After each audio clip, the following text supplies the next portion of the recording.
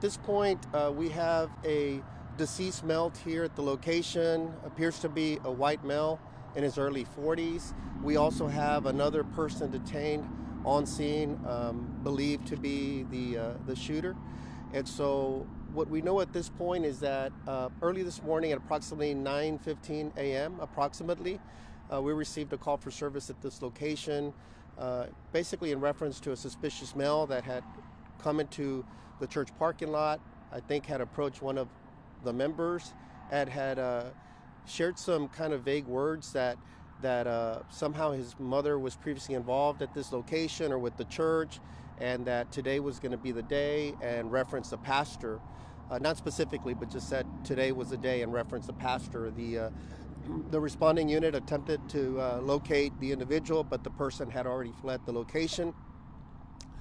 At some point thereafter, church members or someone here at the church alerted another person about what had occurred, and the person came over here to just assist and see what was going on. And upon arrival, the person that had initially came here and made that so-called threat was still on the premises driving around. The male, here and described as the shooter, approached them from the rear and was parked maybe 20 yards away. When the preliminary information we have is that the male exited the vehicle, began running towards the male that came here to assist. At that point, it appears too that he was carrying some kind of a vape stick on him, small vape stick in his hand. Made a run towards the second individual, at which time the second individual allegedly fired at least 2 shots with a long gun towards the male that was approaching, running towards him, and the male fell and collapsed there and was subsequently pronounced deceased at the time. At that time. So that's the initial information that we have here at the scene. Obviously, still interviewing witnesses. We're told there were approximately anywhere between 50 to 70 members inside the church at the time when this happened. No injuries sustained to anyone else, just that individual. We will work with the Harris County Institute of Forensic Sciences to gain additional information. And obviously make a positive identification. But just from some of the preliminary information we have, it's our understanding that perhaps the individual that's deceased here may have been arrested sometime yesterday for some type of a criminal mischief incident where he damaged some other property and may have made some kind of threat to somebody else, perhaps unrelated to this. He was arrested, but it appears if it is the individual that we believe, then that person was released sometime early this morning from jail, and then obviously this has transpired here today. So that's the preliminary information we have at this time. Again, it's still preliminary, so we're going to give our investigators a chance to gather additional information by talking to witnesses, looking at the evidence that is at the scene. So I always like to just emphasize that this is preliminary.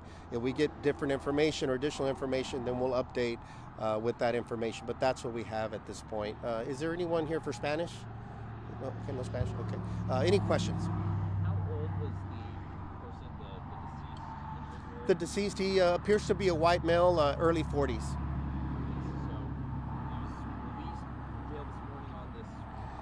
Yeah, possibly. He hasn't been confirmed. It's just our initial information that we're piecing together. We still need to get a positive identification from the Harris County Institute of Forensic Sciences. But if it is the individual that we believe, then that's what transpired. Where exactly the shooting happened?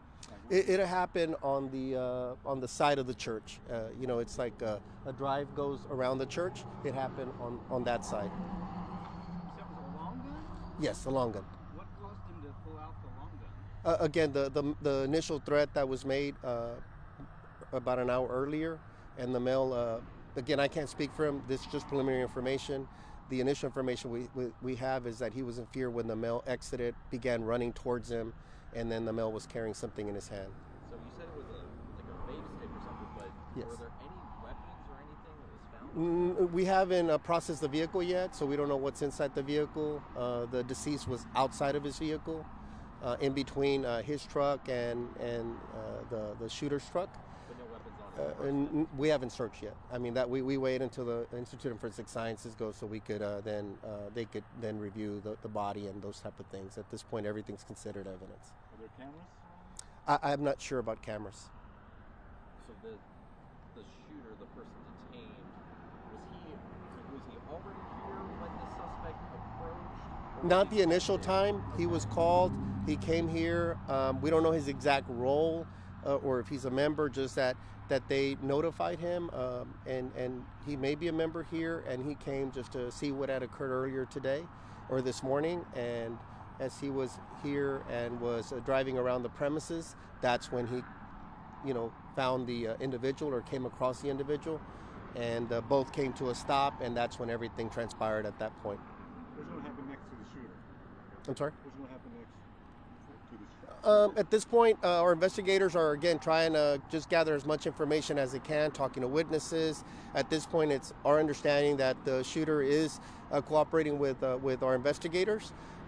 It's sometimes in a situation like this, typically it could be a grand jury referral, or it'll be up to them to kind of determine what the next steps are. I'll let them ultimately decide what those steps should be.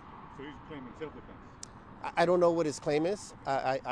Because I haven't spoken to him, and they're still gathering that information. I'm just saying preliminarily what it appears based on the information that we were able to gather. Again, all preliminary until there's further investigation. We can't package it all yet until we have more time. How many shots were he? At least 2. Where was he shot? Just in his upper torso area. When you say long gun, is it like a rifle, a shotgun? Some type of rifle. Yeah, some type of a rifle.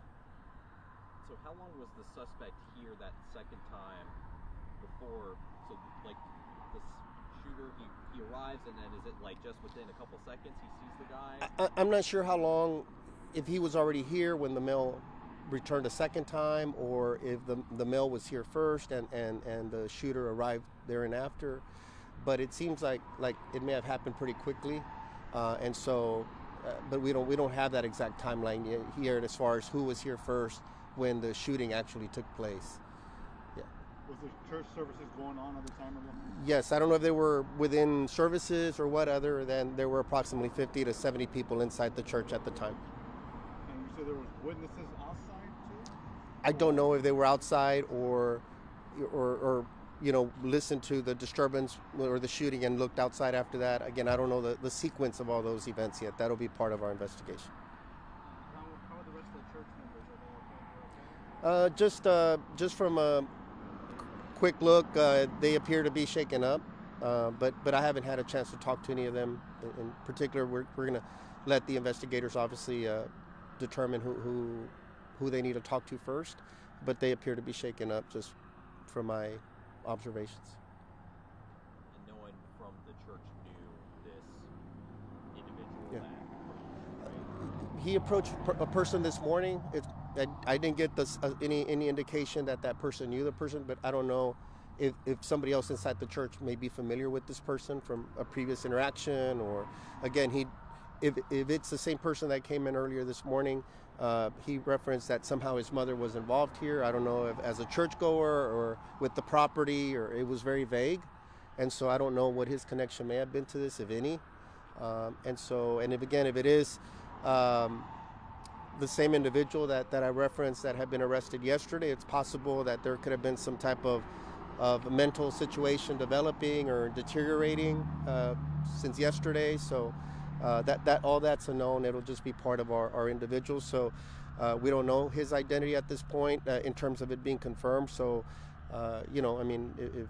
if there's other family members involved, for everybody involved, these situations can be very traumatic. Our condolences go out to the family members as well, and anybody that's affected by this loss, and obviously to this church community that's very shaken. And it's tragic that these type of things can occur anywhere, anytime.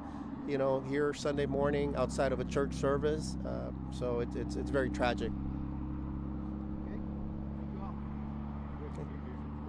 Thank you.